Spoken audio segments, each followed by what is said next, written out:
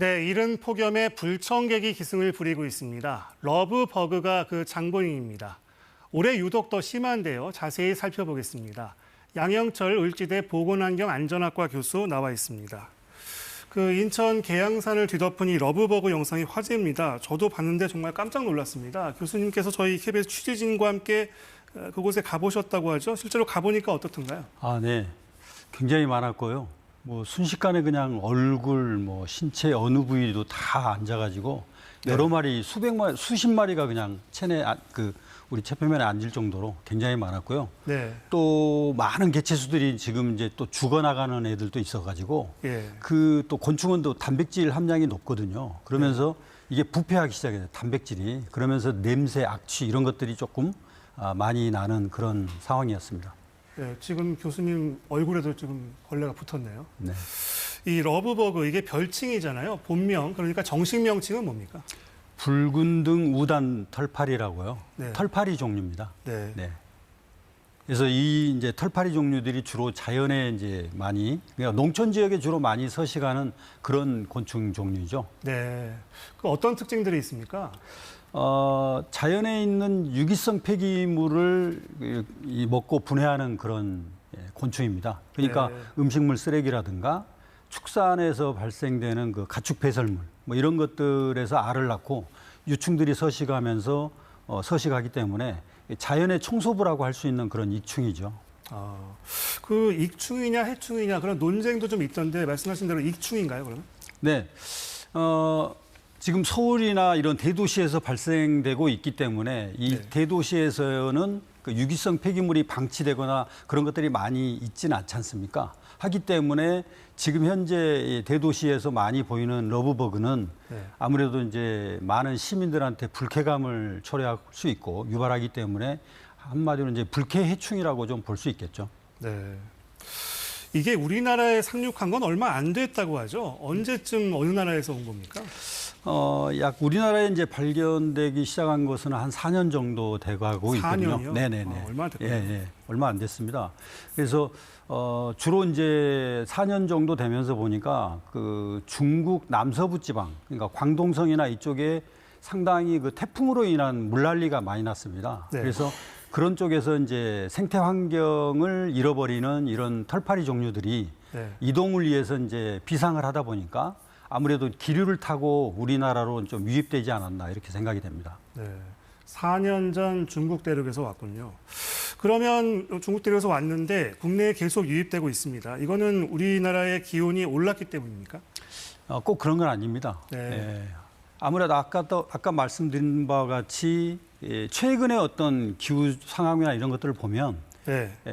태풍이 발생해서 우리나라를 직접 관통하거나 우리나라에 직접 영향을 주는 그 태풍이 굉장히 적어지고 있거든요. 네. 그래서 대부분 태풍이 지금 일본 오키나와나 이쪽으로 빠져나가든지 아니면 대만을 상륙해서 중국 남서부 쪽으로 이렇게 통과하는 바람에 중국의 그 남서부 쪽에 상당한 그 수해 이런 것들을 많이 내고 있습니다. 그래서 네. 그런 쪽에 이제 서식했던 이런 곤충들이 아무래도 이제 서식처를 잃다 보니까 네. 아무래도 이동하기 위해서 이제 비상을 했을 테고 네. 그래서 비상하다 보니까 이제 어느 정도 이제 기류를 타고 네. 남서부 지방에서 남서풍이 불어오니까 이제 그런 기류에 의해서 유입된 게 아닌가 그렇게 생각이 됩니다. 그렇군요. 그리고 많기는 많았는데 올해 유독 더 많이 보이고 더 기승을 부리는 것 같아요. 네. 이유가 뭡니까? 지금 장마철이잖아요. 네. 그러니까 장마철인데 비가 와야 됩니다, 사실. 근데 지금 계속 중국 남서부 쪽에서 남서풍 이 습도가 높은 그런 네. 공기가 계속 유입이 되고 있거든요. 네.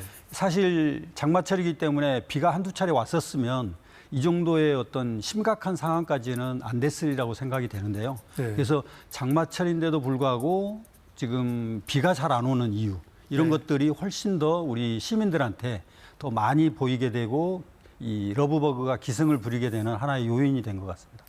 비가 안 오기 때문이다 이 말씀이시고 그리고 앞서 계양산 얘기했습니다만 여기에 또 유독 이렇게까지 많은 이유는 뭡니까? 아무래도 이제 계양산이 서쪽에 제가 이제 계양산을 오늘 직접 가보니까요. 네. 그쪽 주변에서 가장 높은 산이더라고요, 보니까.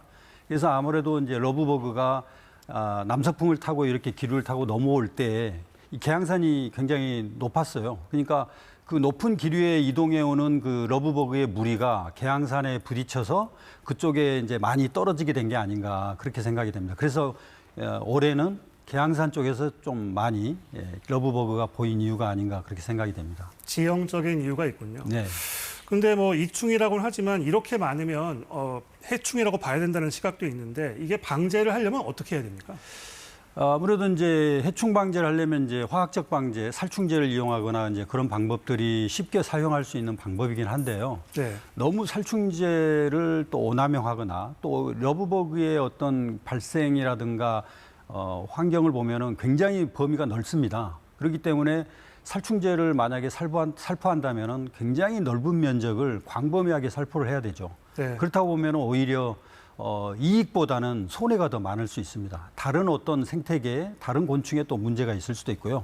여러 가지 화학적 독성도 있을 수 있고 하기 때문에 네. 되도록이면 이제 물리적 방제나 끈끈이 트랩 뭐 이런 걸 이용하거나 아니면 물을 좀 세게 뿌려가지고 그 충격으로 조금 활동량을 억제시키는 방법 뭐 이런 방법도 괜찮을 것 같고요. 네. 그런 좀 친환경적인 방법들을 좀 고안해서 이용하는 게 좋겠다고 생각이 됩니다. 아직까지 우리는 이 러브버그를 이충으로 분류하기 때문에 살충제 방제는 안 되는 거 아닌가요?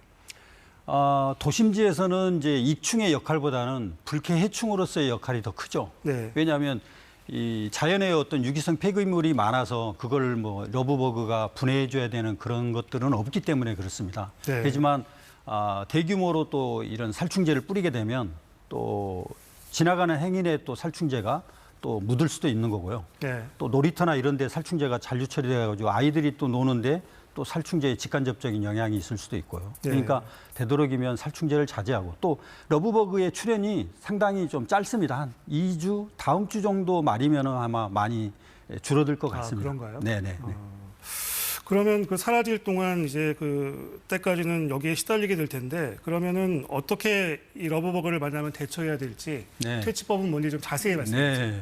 오늘 제가 계양산 올라가면서도 이제 옷에 굉장히 많이 붙었고 얼굴에도 붙었는데요. 그거를 또 이렇게 손으로 직접 털어낸다고 하다가는 네. 러브버그의 체표면이 굉장히 약합니다. 금방 또 터지거든요. 그러다 보면 또 옷에 얼룩이 생기기도 합니다.